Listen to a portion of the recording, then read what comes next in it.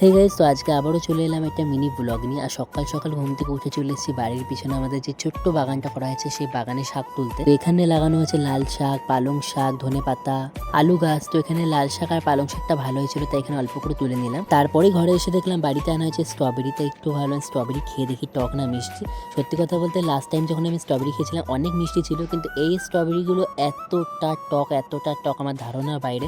মানে মুখে দেওয়ার পরে আমার বমি চলে এসেছিল। তারপরে তো আমি স্ট্রবেরি ছুঁয়েও দেখিনি, দুটো নিয়ে আমি একটা ফুল গাছের টপের মধ্যে রেখে দিয়েছিলাম যে যা হবে হবে। তারপরে কোনো রকম ব্লগ আমি করতে পারিনি, আমি আমার একটা কাজ নিয়ে বসেছিলাম ইউটিউব চ্যানেলের জন্য। এখানে বানিয়েছিলাম একটা মা লক্ষ্মীর মূর্তি। ভিডিও দেখতে পারবে তোমার আমার আর্ট চ্যানেল আর্ট বাই দীপে। বিকালবেলা গেছিলাম একটু বাজারে, সেখান থেকে একটা জুতো কিনেছিলাম। মোবাইলটা নিয়ে তো ভুলে গেছিলাম, তাই কোনো রকম ভিডিও করতে পারিনি। তো সে যাই হোক, জুতোটা কেমন হয়েছে আমাকে জানিও। আর আসার সময় অল্প করে বিরিয়ানিও নিয়ে এসেছিলাম রাত্রেবেলা খাওয়ার জন্য। আর তারপরে এখানে আমি বসে পড়েছিলাম একটা কাজ নিয়ে। এই কাচের বোতলটা অনেক দিন থেকেই আমাদের বাড়িতে পড়েছিল, করবো কিছু একটা করবো ওর উপরে ভাবছিলাম। তো আজকে আমার হাতে অনেকটাই টাইম ছিল, তাই এই বোতলটা নিয়ে বসে পড়লাম। তো এখানে দেখো একটা সিম্পলের মধ্যে ডিজাইন করেছে। এই ডিজাইনটা তোমাদের কেমন লেগেছে আমার কমেন্টে অবশ্যই জানিও। আমার খুব একটা ভালো লাগেনি, কিন্তু টাইম পাসের জন্য করা আর কি। তো তোমাদের কেমন লেগেছে আমাকে জানিও। আর রাত্রেবেলা বিরিয়ানি খেয়েছিলাম, তারপরে কোনো রকম কন্টিনিউ ভিডিও বানাইনি। তো চলো দেখা হচ্ছে অন্য কোনো একটা ভিডিও। এটা